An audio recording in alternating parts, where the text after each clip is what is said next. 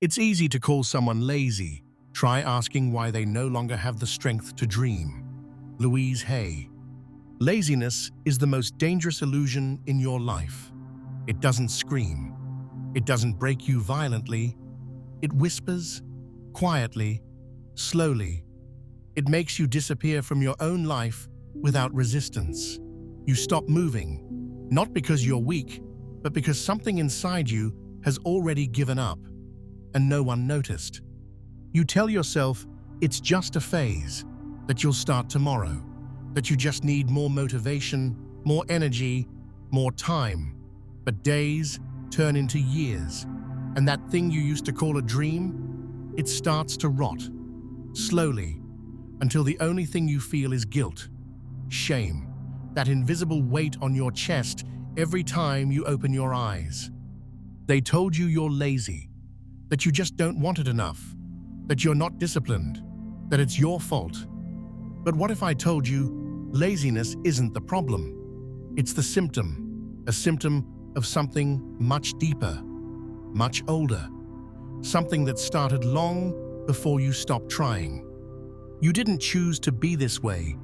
You were trained into it, trained to survive in a system that doesn't care how you feel, only how much you produce.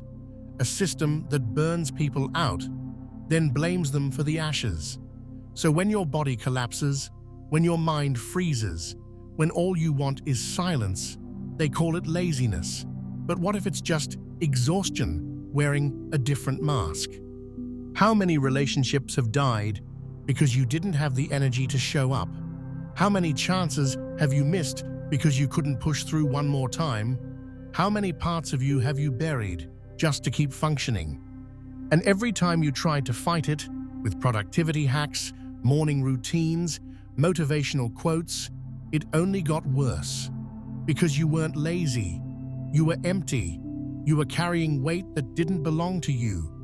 Expectations, roles, masks. The more you tried to become what they told you to be, the more your soul backed away. Your laziness is not a defect. It's a protest, a refusal, a quiet rebellion of your deepest self, screaming, "I can't live like this anymore." But no one taught you how to listen to that scream.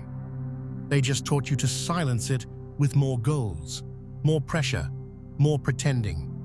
So now you sit in this strange place between knowing you're meant for more and not having the strength to move, between the ache of unrealized potential and the numbness of self-protection. And the worst part? You blame yourself for it. But what if I told you it's not your fault? What if I told you that what you call laziness is a perfectly logical response to being emotionally starved, chronically overwhelmed, and deeply unseen? And what if, just maybe, the first step isn't to force yourself to move, but to finally understand why you stopped? Because the truth is, you're not broken. You're tired of pretending you're okay. And if those words feel like they were written about you, subscribe to the channel so more people can finally hear the truth they've been denied their whole lives. And join the Telegram, where we go even deeper, where the masks come off. They made you believe that laziness is a flaw, a personal failure. But here's the truth most psychologists won't tell you. Laziness is rarely about willpower. It's almost never about discipline. It's about pain. Emotional, mental, even physical pain that has been ignored for so long, it turned into paralysis. That's why every time you try to push through, something inside you resists. Not because you don't want change, but because part of you doesn't feel safe moving forward. You've been conditioned to see yourself as a machine. You wake up, you work, you perform, you obey. You don't feel. You don't pause. You don't ask. Just keep going. Achieve. Win. Optimize. And when you break, when your system overloads, they say, you're just lazy. But no one stops to ask why. You can't get out of bed. Why the simplest task feels like lifting a mountain, while your brain feels like fog and your body like stone. It's not because you're broken, it's because you're overloaded. Burnout doesn't always come with flames. Sometimes it comes with silence, stillness, numbness. But we don't respect those symptoms. We shame them. We label them laziness. And so you try harder. You push. You punish yourself with guilt. And all the while, your system, the deeper, wiser part of you, keeps screaming, "Stop, I can't do this anymore." But you don't stop, because stopping feels like failure. Because somewhere along the line, they taught you that rest is weakness, that stillness is waste, that doing nothing means you're worth nothing. So you grind. And when you can't grind, you collapse. And when you collapse, they call you lazy. This is the trap, and millions are in it. People who once dreamed, once loved, once burned with desire to live fully, now dragging their days like chains, not because they lost their ambition, but because it was crushed out of them. And when the fire inside goes out, they call it laziness. No, it's grief, it's despair, it's trauma with no language. Most therapies won't touch this. Most coaches won't name it, because it's not marketable to say, "You're not lazy, you're deeply wounded." It's easier to sell systems, tips, tricks, 5-step formulas. Fix yourself in 21 days. But healing isn't a checklist, it's a reckoning. And the first reckoning is this: you are not to blame for how your body and mind protected you. So stop calling it laziness. Call it what it really is: the scream of a soul tired of betrayal, the quiet rebellion of a nervous system that's been in survival for too long, the natural result of living in a world that profits from your exhaustion. What is laziness really? Not the surface label, but the mechanism underneath. From a psychological standpoint, what we call laziness is often a freeze response. Not fight, not flight. Freeze. When the brain perceives a threat, it can't escape. It shuts the system down. Not because you don't care, but because you've been taught that no matter what you do, it won't be enough. That kind of learned helplessness isn't born out of weakness. It's the result of repeated emotional shutdowns. Every time you were told your feelings didn't matter, every time you pushed through exhaustion to meet someone else's standard, every time you were rewarded for ignoring yourself, your system learned one thing: obedience over aliveness. Now, think about how this plays out in daily life. You don't follow through on goals, not because you don't want them, but because part of you doesn't believe you're allowed to have them. You procrastinate not out of defiance, but from a place of inner conflict. One part wants growth, another fears abandonment or failure. And instead of addressing that conflict, we slap a label on it: laziness. It's easier to shame ourselves than to sit with the pain of never having been emotionally safe.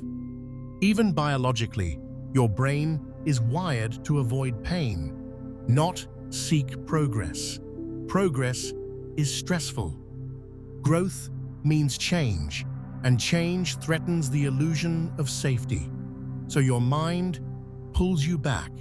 It sabotages, distracts, shuts down. Not because it's broken, but because it's still trying to protect a version of you that once had no choice. This is not laziness. This is loyalty.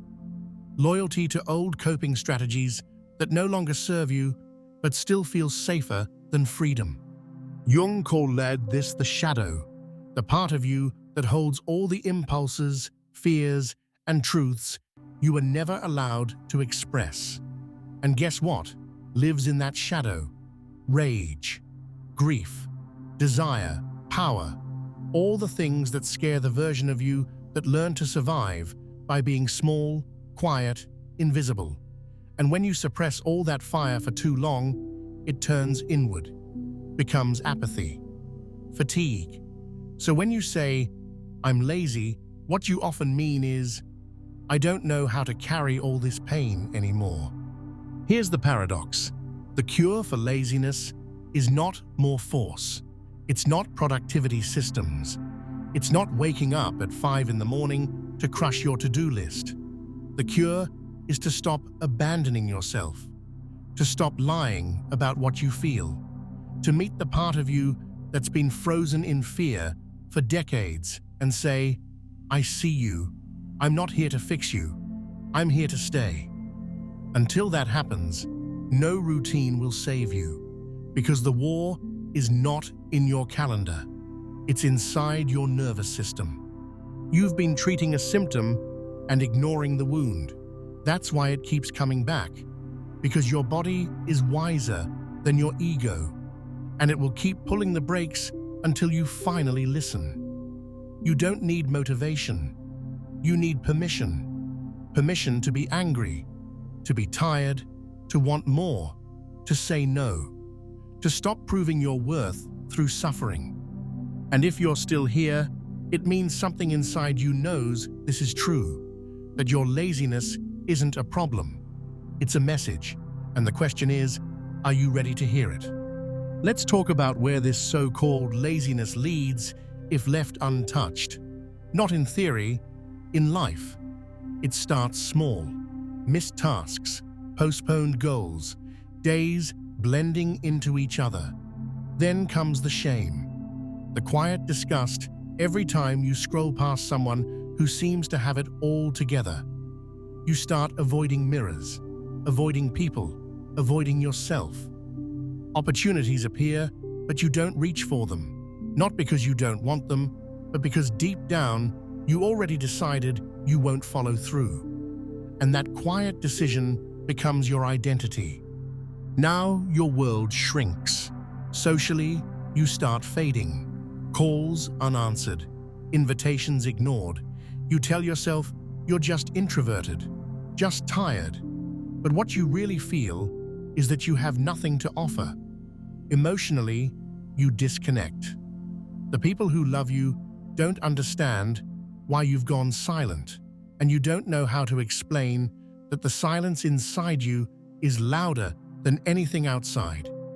Financially, things slip. You don't ask for more. You don't take risks. You survive, just barely. Spiritually, you feel numb, not lost, disconnected, like the thread between you and life was cut, and now you're drifting, quietly hoping someone notices before you vanish completely. This is the long-term cost of calling survival laziness, the slow death of identity. And the most brutal part?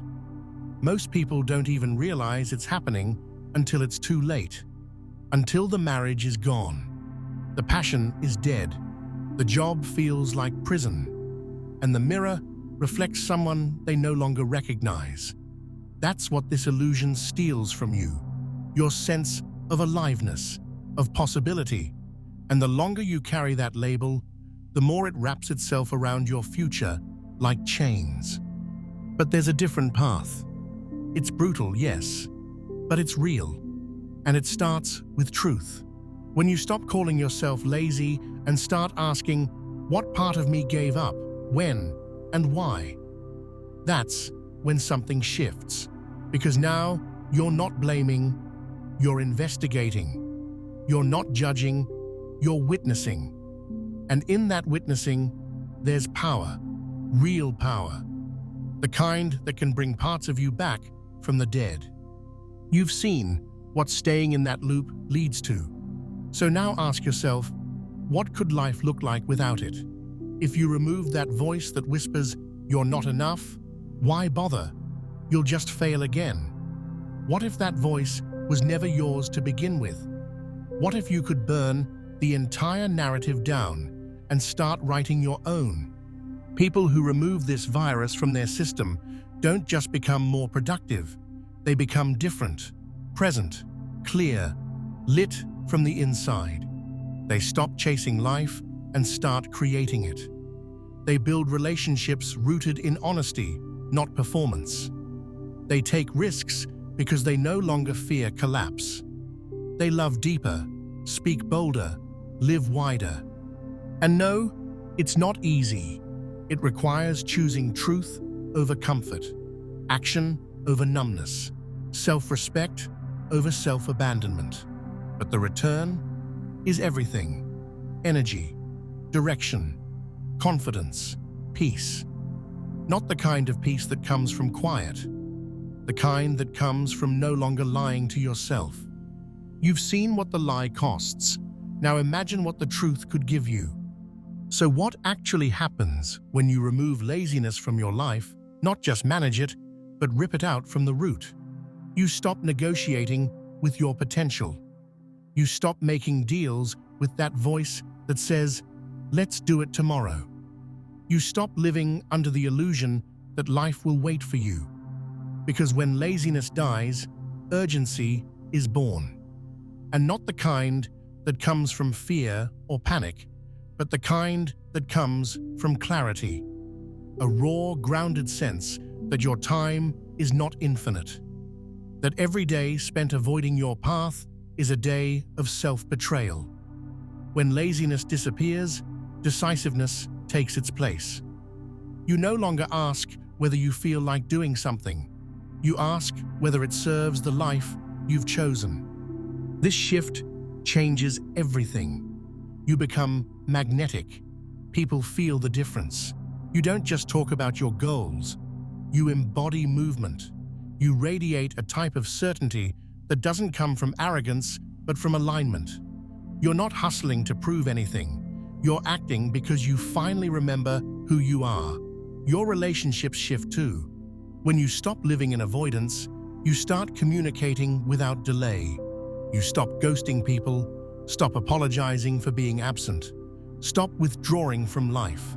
Instead, you bring presence, attention, intensity, the kind that builds trust, depth, real connection. Financially, you move differently.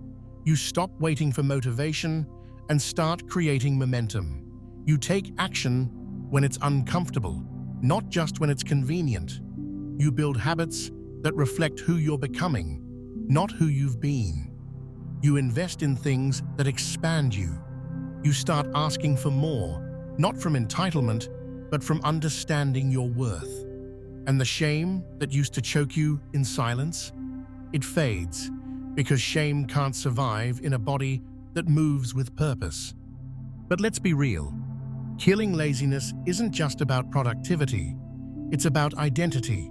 It's about refusing to keep playing the role of the hesitant one, the drifter, the maybe later person.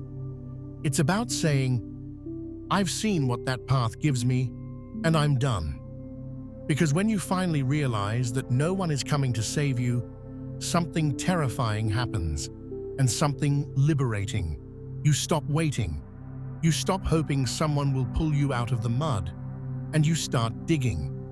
And you'll have moments where the old patterns try to return, days when the fog creeps back in. But now, you see it for what it is, a pattern, not a prison. You don't panic, you don't spiral, you reset, you move, you do the next right thing, even when it's small. Because now, you understand. Action isn't always loud. Sometimes it's a whisper, a hand on your own back, saying, "We go forward anyway." The people who remove laziness from their system aren't superhuman. They just stopped lying to themselves. They stopped waiting for the perfect mood, the perfect plan, the perfect timing. They started with what they had: fear, pain, doubt, and they moved anyway. They understood that clarity doesn't come before action, it comes from it.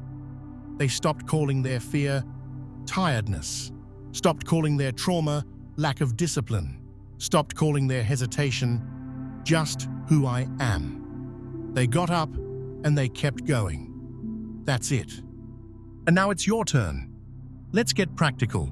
How do you actually remove laziness from your system? Not just fight it temporarily, but dismantle it at the core? First, you need clarity. Laziness thrives in confusion. When your mind doesn't know what it's aiming for, it shuts down. Not because it's lazy, but because it's overwhelmed. Your brain is designed to conserve energy when direction is unclear. So step one is brutal clarity. Not just vague goals like be successful or get in shape. You need a target so specific it burns. What do you want your life to look like? Why does it matter? What would fall apart if you keep doing nothing? Get uncomfortably honest. Without clarity, there is no fire, only fog. Next, kill the myth of motivation. You're not supposed to feel ready. You're supposed to act despite not being ready.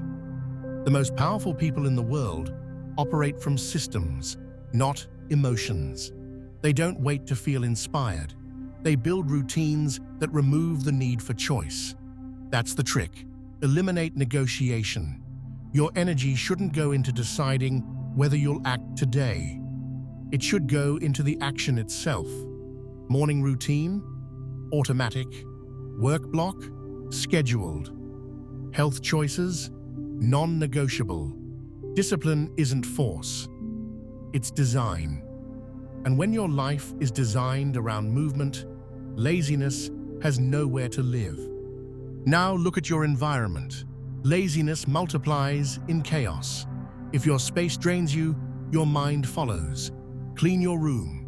Organize your desk. Remove digital noise. Every distraction you allow feeds avoidance. And avoidance is the fuel of so-called laziness. Create friction between you and your bad habits. Make it harder to scroll. Make it easier to start. Stack your triggers so that one good action leads to another. Get out of your own way. Then, fix your inputs. If you spend hours consuming dopamine-dripping nonsense, your brain will crave stimulation, not discipline. Reduce content that numbs you. Increase content that activates you. Read things that stretch your thinking. Watch people who live with fire. Listen to voices that don't let you hide. Because what you feed your mind either sharpens you or sedates you. Choose sharpness. But none of this works without identity shift. As long as you see yourself as someone who struggles with laziness, you will unconsciously act in alignment with that belief. You need to bury that identity. Replace it with one that serves who you're becoming. Start with language. Stop saying, "I'm lazy." Say, "I'm building discipline." Say, "I do hard things." Say, "I don't wait for permission." This isn't delusion. This is direction. Your nervous system responds to repetition, so give it a new story. Finally, train yourself to love discomfort. Laziness is a byproduct of comfort addiction. The moment something feels hard, your brain wants to retreat, so you must train it differently. Cold showers, early mornings, saying no when it's easier to say yes, choosing focus when your body screams for distraction. It's not about punishment, it's about building tolerance.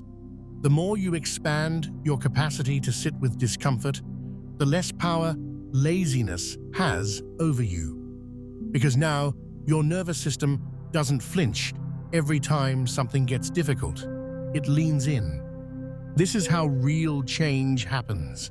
Not by reading quotes, not by hoping for motivation, but by rewiring the system, brick by brick, until laziness has nowhere left to hide.